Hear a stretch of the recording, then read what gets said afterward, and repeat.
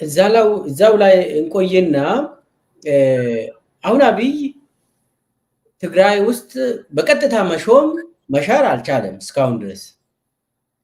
በኢትዮጵያ ምድር እንግዲህ ያለው ሁለት ምንጭ ነው። እንግዲህ የሹመት ምንጭ ሁለት ቦታ ነው ያለ።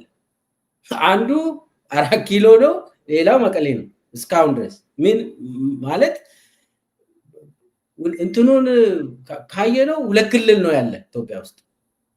አሁን የመጨረሻው ክልል ትግራይ ነች። እሷን ካላንበረከከ መሪም አልሆነም። አብይ እስካሁንም መሪ ለመሆን ነው እየታገለ ያለው። አንተም ቅድም እንዳልከው የኢትዮጵያ ገዢ ለመሆን ነው እየታገለ ያለው። እስካሁን ግን አልሆነም።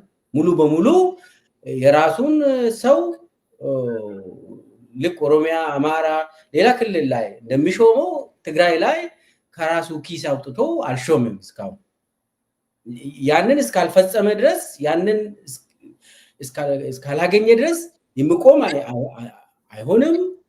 መሪም ስላልሆነ ገና ለመሆን እየታገለ ያለ ሰው ነው። አሁን ጥያቄው እንግዲህ ትግራይ የመጨረሻ ክልል ሆናለች። አሁን የመጨረሻ ክልል ወይ አብይን ትቀበላለች፣ የአብይ ሹመትን ትቀበላለች፣ ወይ ደግሞ ያው ጦርነት አይቀርም ነው። ቀጥሎ ያለው ጥያቄ ትግራይ ባለፉት 3 ዓመታት በፌደራል ውክልና የላትም። በህገ መንግስታዊ መሰረት ውክልና የላትም። የፌዴሬሽን ምክር ቤት አይደለችም። የፓርላማ አባል አይደለችም። ፎርማሊ ከፌደራል መንግስት ጋር ፎርማሊ በህገ መንግስቱ መሰረት ትግራይ ክልል ከፌደራል መንግስቱ ጋር የሚያገናኘው ህግ ከተበጠሰ 3 ዓመት ቆይቷል። ይሄ ምንድን ነው? ባዲፎልት አብይ አህመድ ትግራይ ክልልን አባሯል፣ ከፌዴሬሽኑ አባሯል ፕራክቲካሊ። ከዚህ አንጻር አብይ ወይ ትግራይን ያንበረከክና የመጨረሻውን ስልጣኑን ካሳየ ይገዛል፣ ወይ ደግሞ የትግራይ ህዝብ ያው ተባረናል እንገንጠል ብሎ እንደዛ አይነት እንዲሄዱ ግፊቶችም አለ። በአንተ አመለካከት አብይ በዚህ በጦርነት አሁንም ዳግማዊ ጦርነት በማንሳት ትግራይ ላይ ሹመት ለመስጠት እንግዲህ ይሄ የፖለቲካ የመጀመሪያ የብልጽግና ፕሮጀክት ነው። አሁንም ያ ፕሮጀክት አልቆመም ወይ? በፕሪቶሪያ ስምምነት ተስማምተዋል። ያ የብልጽግና ፕሮጀክት የንግስና ፕሮጀክት አልቆመም ወይ? ይሾማል ወይ ትግራይን ያባራል ብለህ በዛ ደረጃ ነው አንተ የምታየው?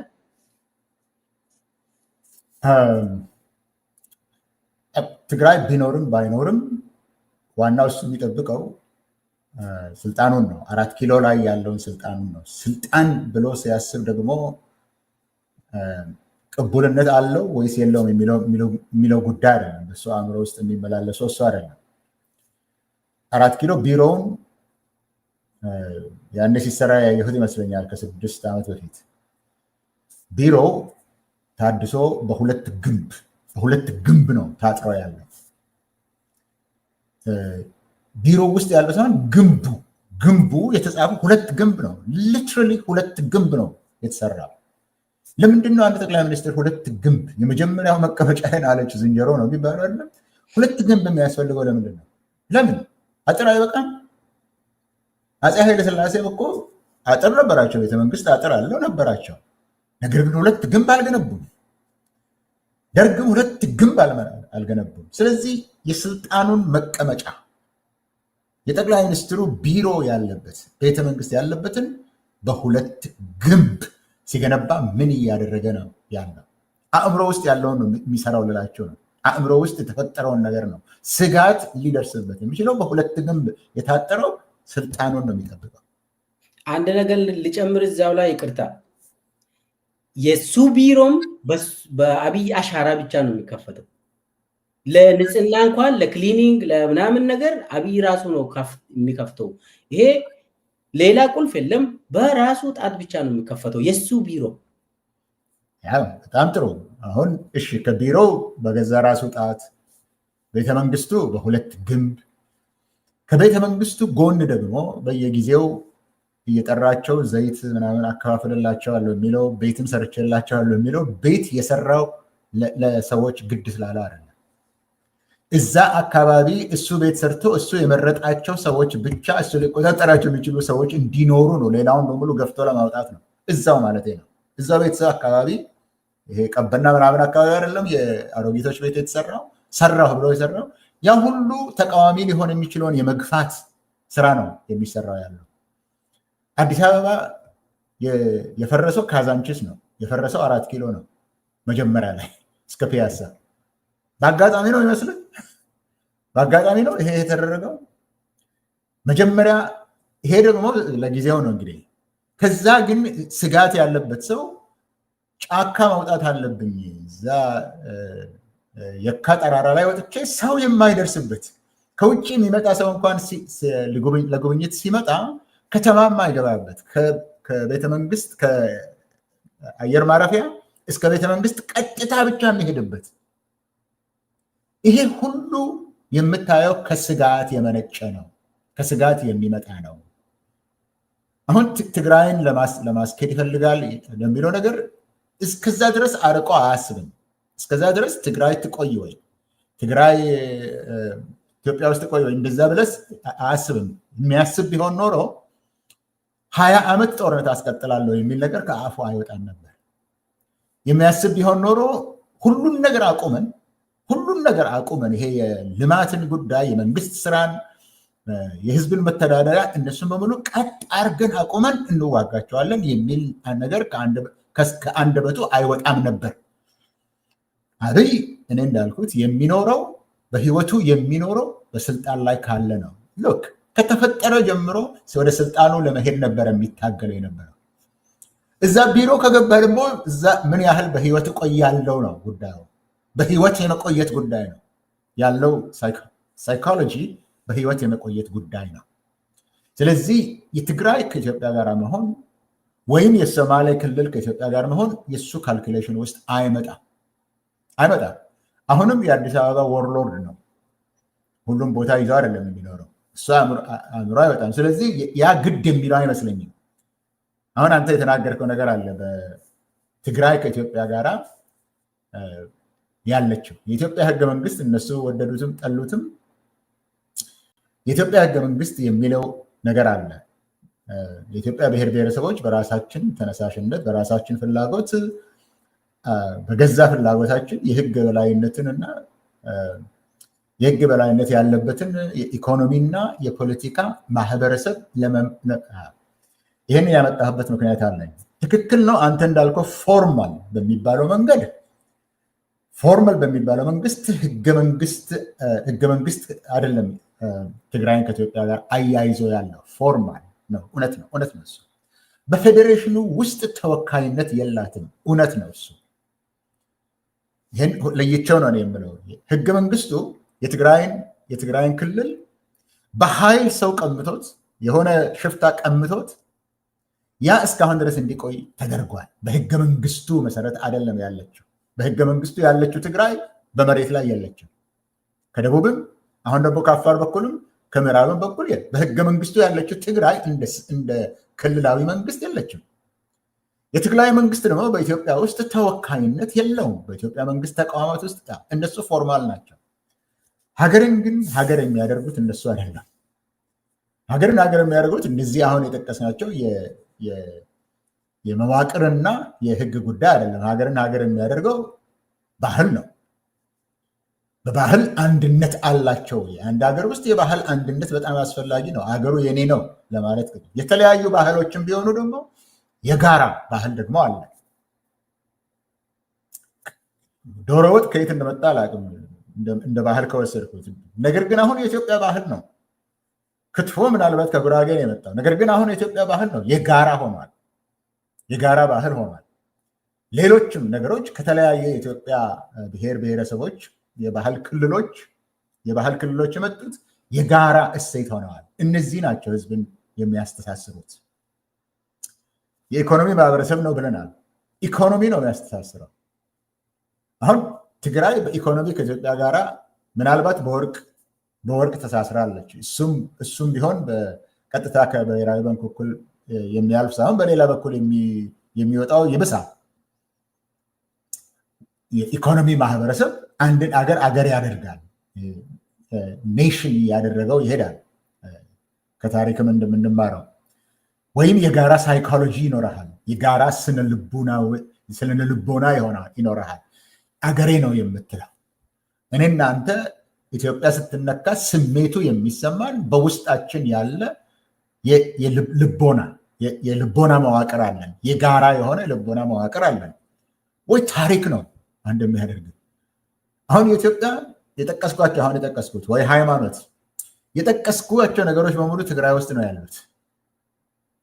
ስለዚህ ማንም የኢትዮጵያ መሪ እነዚህን ትቶ እነዚህን የባህሉን፣ የኢኮኖሚውን፣ የሌላ የሚያስተሳስረውን ታሪክ እና ስነልቦና እነዚህን ሁሉ ትቶ ከትግራይ ውጭ ኢትዮጵያን አኖራለሁ ብሎ ለማለት የሚቻል አይመስለኝም። እኔ ኢትዮጵያ ታሪኬ ነው የምትለው ከአክሱም ጀምሮ የነበረው በኋላም ደግሞ በጣሊያን በኋላ በአድዋ ጦርነት ጊዜ የነበረው ያ ሁሉ ምልክቶች የኢትዮጵያ የታሪክ ሉዓላዊነት ምልክቶች በሙሉ ትግራይ ውስጥ ነው ያሉት። እነሱ እያሉ እነሱን ትተህ እንዴት አድርገህ አገር እንደምታደርገው አላቅም። እሱ ግን ስለዛ ግድ የለውም፣ እንደዚህ የሚያስብም አይመስለኝም። አሁን አንተ እንዳልከው ፎርማል የሆነው ህጋዊና መዋቅራዊ ነገሮች አሉ። ከዛ የበለጠ ደግሞ ሌሎች ህዝብን የሚያስተሳስሩ እሴቶች አሉ። የትግራይ ሰዎች ኢትዮጵያ ውስጥ እንደ አገር ያ ስነ ልቦናዊ መዋቅር ኖሯቸው በሰላም ይኖራሉ ብዬ ልነግርህ አልችልም። እዛ ውስጥ እየፈሩ ለንብረታቸው፣ ለልጆቻቸው፣ ለኑሯቸው፣ ለህይወታቸው እየፈሩ ነው ኢትዮጵያ ውስጥ የሚኖሩት። ስለዚህ ይሄ የሚነካ ነገር አልነበረም። ጦርነት አስፈላጊም አልነበረም። በሱ ግን አያስብም ብልጽግና ፕሬዚደንት፣ በዛ በኩል አያስብም። እኔ እንዲያውም የምለው ብልጽግና ውስጥ ያላችሁ ሰዎች እስከ መቼ ድረስ ነው በዚህ የምትታለሉት? በዚህ ምናብ እየታለላችሁ እስከ መቼ ድረስ ነው ሀገርን የምታፈርሱት የሚል ጥያቄ ነው እንጂ በሱ አእምሮና በሱ ካልኩሌሽን ውስጥ የሚመጣ ነገር አይደለም። ብልቄሳ አመሰግናለሁ። እንግዲህ አብይ የብልጽግና ፕሮጀክት ይዞ ሲመጣ ኢትዮጵያን ሙሉ በሙሉ ተቆጣጥሬ ንጉስ ሆናለሁ ብሎ ነበር የጀመረው። ነገር ግን በመጨረሻ ላይ አብይ አንተ እንዳልከው ያዛ አካባቢ 4 ኪሎ ከንቲባ ሆኖ ነው የቀረ። የአዲስ አበባ ወይ ፍንፍኔ ከንቲባም አይመስለኝም መረጃ እስካለኝ ድረስ። የፍንፍኔ የአዲስ አበባ ዳርዳሩ ራሱ መቆጣጠር አይችልም እና አብይ ከከንቲባም ያነሰ ሰው ሆኗል። ፕራክቲካሊ ሁሉንም የጦር አበጋዝ ሆኖ ሁሉንም ጨብጣለሁ ብሎ ምንም ነገር መጨበጥ አልቻለም። አሁን ወደ ጦርነት ገብተዋል ትግራይ። አብይ በመጀመሪያ ደረጃ ፕሪቶሪያ ስምምነት በኋላ ምንድነው ያደረገ? ትንሽ ቆይቶ ነው ህወሓትን ከእንትን የሰረዙት በምርጫ ቦርዱ በኩል። እንግዲህ ስምምነቱ ዓለም አቀፋዊ ስምምነት ነው። የፖለቲካ ችግር አይፈታም አብይ እስካለ ድረስ። ምንድነው ያደረገ? ህወሓትን ከሰረዘ በኋላ አንድ ኃይልን ፈጠሩ። ይሄ ሀራ መሬት ኃይል የሚባለው ሰራዊትን ፈጠረ አብይ። አንዱ ስምረት የሚባል አዲስ አበባ ይቀመጣል። የስምረት ሰራዊት ደግሞ አፋር ውስጥ ስልጠና ያካሂዳል። አሁን ሰሞኑን ምርጫ ቦርዱ ስምረትን ለመመዝገብ ምናምን ብሎ ፌስቡክ ላይ ለጥፏል። ቅሬታ ያላችሁ ምናምን ብሎ እንግዲህ የአብይ ምርጫ ቦርድ ስለሆነ ምንም ውሸት እንደሆነ ይታወቃል። አንዱ በኢትዮጵያ ውስጥ በጦር የሚያምን አዲስ አበባ አይቀመጥም። የራሱ ሰራዊት ያለው ስምረት ለምርጫም ሊወዳደር ይመስላል። ምንድን ነው ይሄ? ኦኬ ይሄ ሀራ መሬት የማን ነው? የማን ሰራዊት ነው? እንደዛ ከሆነ ኤግዛክትሊ ምንድን ነው የተደረገ ያለው? አሁን የተባለው ሁለቱም የትግራይ ኃይሎች ናቸው ጦርነቱን የጀመሩት ነው የተባለው። ይሄ ትግራይ ፒስ ፎርስ የሚባለው የማን ነው? ባለቤቱ የማን ነው? ማን ነው ባለቤቱ? ከዛስ ከስምረት ጋር የሚገናኝ ከሆነ በምርጫ ቦርድ እንዴት ነው እውቅና አግኝቶ አዲስ አበባ ውስጥ መስሪያ ቤት ከፍቶ እንትንም ያደርገው? ይህንን ጥያቄ ያዝልኝና ብርሃኑ ጁላ ደግሞ ቲዲኤፎች ህገ መንግስትን ጣሱ ብሎ ተናገረ። ህገ መንግስትን ጣሰዋል። የትኛው ህገ መንግስት? ሁለት ቀጥሎ ደግሞ ልክ እንደ መጀመሪያው አካባቢ ከመቱን ቲዲኤፎች ህዋት ከመታን ጦርነት እንሄዳለን ነው ያለ። ንግግሩ ውስጥ ራሱ ንግግሩን ማሰማት እንችላለን። የብርሃኑ ጁላን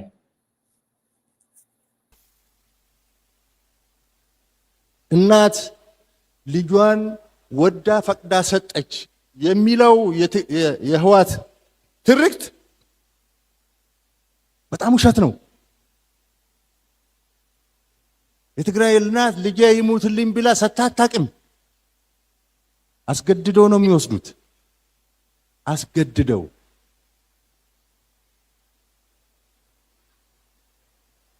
አወዳድረው አንቺ የጀግና እናት፣ አንቺ የፈሪ እናት እያሉ ወጣቱን ቀሚስ ነው የምትመርጠው ወይ ሱሪ እያሉ እያሸማቀቁ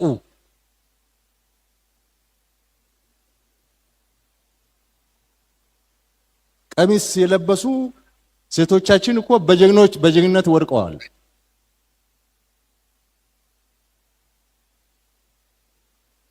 እንደዚህ ነው ቅስቀሳቸው። እንዲህ አድርገው ነው የወሰዱት። እንዲህ አድርገው ነው ያስለቀሱት።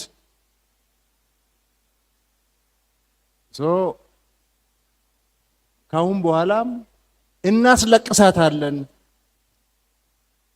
በሚል እየሰሩ ስለሆነ የትግራይ ህዝብ ራሱን ነፃ ማውጣት አለበት።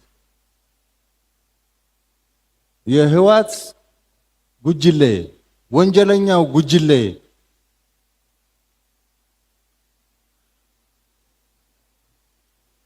የትግራይን ህዝብ እጣ ፈንታ መወሰን የለበት። ትግል የጀመራችሁ ትግራይ ሰላም ያስፈልጋታል ብላችሁ ተደራጅታችሁ ተሰባስባችሁ መታገል የጀመራችሁ አላችሁ። በህዋት መንገድ አንመራም ያላችሁ የትግራይ ወጣቶች አላችሁ። እያለቀሳችሁ ያላችሁ እናቶች አላችሁ። ትግራይ ከዚህ በላይ መሸከም አትችልም።